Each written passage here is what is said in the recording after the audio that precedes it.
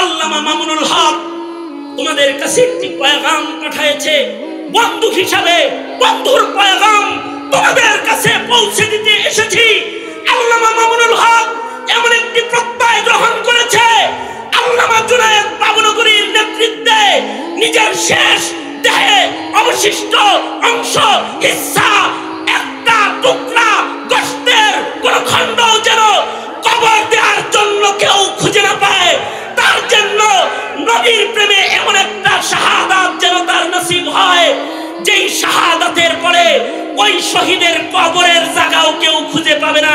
সুতরাং পয়গাম হলো, বাতিল শক্তি মামুনুল হককে অঙ্গুলি দেখাবে না। মামুনুল হকের শাহাদাতের তৈয়ারি রয়েছে।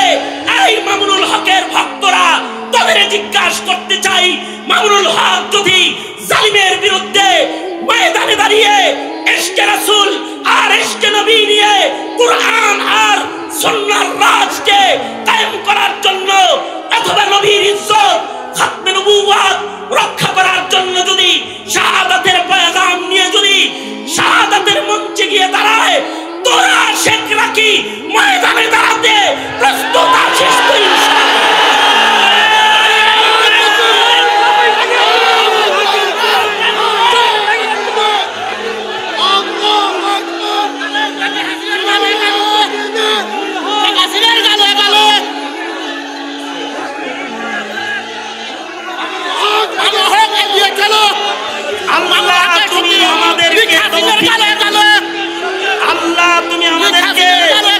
আল্লাহ তুমি আমাদেরকে কবুল করো, জোরে আওয়াজ করে বলুন